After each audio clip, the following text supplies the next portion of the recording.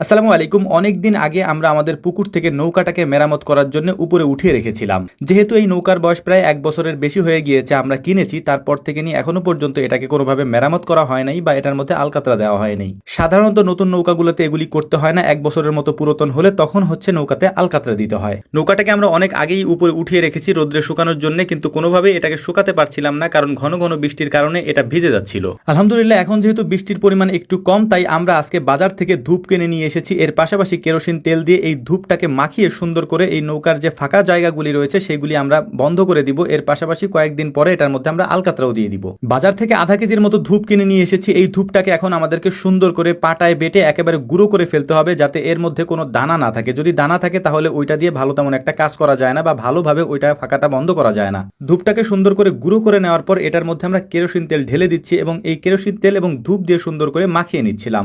ধূপ এবং কেরোসিন তেল একসাথে পরিমাণ মতো মাখিয়ে নিলে এটা কিছুক্ষণ পরেই শক্ত হয়ে যায়, যেটা নৌকার ফাঁকাগুলিকে আটকাতে সাহায্য করে। তো নৌকার মধ্যে যে জায়গাগুলিতে তক্তা বা কাঠের জোড়া দেওয়া রয়েছে ওই জোড়াগুলির মধ্যে আমরা সুন্দর করে এই পেস্টটাকে লাগিয়ে দিচ্ছিলাম খুব সুন্দরভাবে। আলহামদুলিল্লাহ এটা দেওয়ার পরে আমরা 2-3 দিন পর্যন্ত অপেক্ষা করব। এটা পরিপূর্ণভাবে শুকিয়ে গেলে তারপর ভিতরে এবং বাহিরে দুই জায়গায় আমরা আলকাতরা দিয়ে এটাকে সুন্দর করে আবার কয়েকদিন শুকিয়ে পানিতে নামিয়ে দেবো ইনশাআল্লাহ। নৌকার এই কাজগুলি করতে করতে হঠাৎ মাথায় আসলো অনেক দিন ধরে পুকুর থেকে মাছ ধরা হয় না বড়শি দিয়ে, তাই প্ল্যান করলাম যে আজকে বিকেলে পুকুর থেকে কয়েকটা মাছ দেখি বড়শি দিয়ে ধরা যায় কিনা। যেহেতু মাছ ধরার প্ল্যান করেছি তাই জালও নিয়ে এসেছি। যদি আমরা বড়শি দিয়ে মাছ ধরতে না পারি তাহলে জাল দিয়ে মাছ ধরবো ইনশাআল্লাহ। কয়েকজনে মিলে বড়শি দিয়ে আমরা মাছ ধরার চেষ্টা করছিলাম। যেহেতু বড়শি দিয়ে মাছ ধরা একটা ধৈর্যের ব্যাপার, এ কারণেই হচ্ছে আমাদের ধৈর্যতে কুলাচ্ছিল না বলে আমরা জাল দিয়ে সাইডেই মাছ ধরার জন্য খেউ দেওয়ার সাথে সাথে এই সাইডে একটা বড়শির মধ্যে বড় সাইজের একটা পাঙ্গাস মাছ জড়ায়। পাঙ্গাস মাছটাকে পানি থেকে উঠানোর পর দেখলাম যে আমরা যে জালটা খেউ দিয়েছিলাম তার মধ্যে বড় সাইজের একটা ব্রিগেড মাছ ধরা পড়েছে। যেহেতু বড়শিতে আজকে আমরা ভালো কিছু চার বা খাবার দিয়েছিলাম, যে কারণে মাছগুলি বেশ তাড়াতাড়ি এখান থেকে উঠছিল। বেশ কয়েকটা রুই মাছও আমরা এখান থেকে পেয়েছি আলহামদুলিল্লাহ।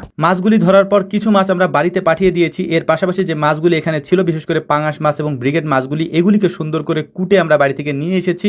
আনার পরে আমাদের পুকুরের মাঝখানে যে ছোট্ট একটা জায়গা রয়েছে এই জায়গার মধ্যে আমরা আগের দিনের মতো এখানে এটাকে সুন্দর করে ভেজে কয়েকজনে মিলে খাওয়ার চেষ্টা করবো ইনশাআল্লাহ। এই কাজগুলি আমরা আগে প্রায় করতাম, অর্থাৎ পুকুর থেকে মাছ ধরে তারপর আমাদের পুকুরের মাঝখানে যে ঘরটা রয়েছে সেখানে আমরা রান্না করতাম, কিন্তু এখন আমাদের সেটা আর তেমন একটা করা হয় না, কারণ কাজের চাপ অনেক বেড়ে গেছে। এই কাজগুলি আমরা এখন আর তেমন করতে পারি না। মাছগুলিকে আমরা আস্তই রেখে দিয়েছি, এগুলিকে কাটিনি, কারণ এই মাছগুলিকে আমরা আস্তই ভাজি করার চেষ্টা করব। দেখা যাক এটা করতে পারি কিনা, ভেঙে যায় কিনা। আমরা মানুষ এখানে বেশ কয়েকজন, তবে আমাদের কাছে মাছ এই দুইটাই আছে। তবে মাছ দুটার সাইজ বেশ মাশাআল্লাহ বড় সাইজের, এই কারণে হচ্ছে হয়তো আমাদের এটাতে হয়ে যাবে ইনশাআল্লাহ। মাছগুলিকে আমরা সরিষার তেল দিয়ে ভাজার প্ল্যান করেছি। এই সরিষার তেলটা মূলত হচ্ছে আমাদের ক্ষেতেরই তেল, যেটা অনেকেই আমাদের থেকে অর্ডার করে নিচ্ছেন। আলহামদুলিল্লাহ আমাদের নিজেদের ক্ষেতের এই সরিষার তেলের মধ্যে দুইটা বৈশিষ্ট্য অন্যতম। তার মধ্যে একটা হচ্ছে এটা প্রচুর পরিমাণে ঝাঁজ। এর পাশাপাশি এই সরিষার তেলটা এটা কাঁচা খাবারের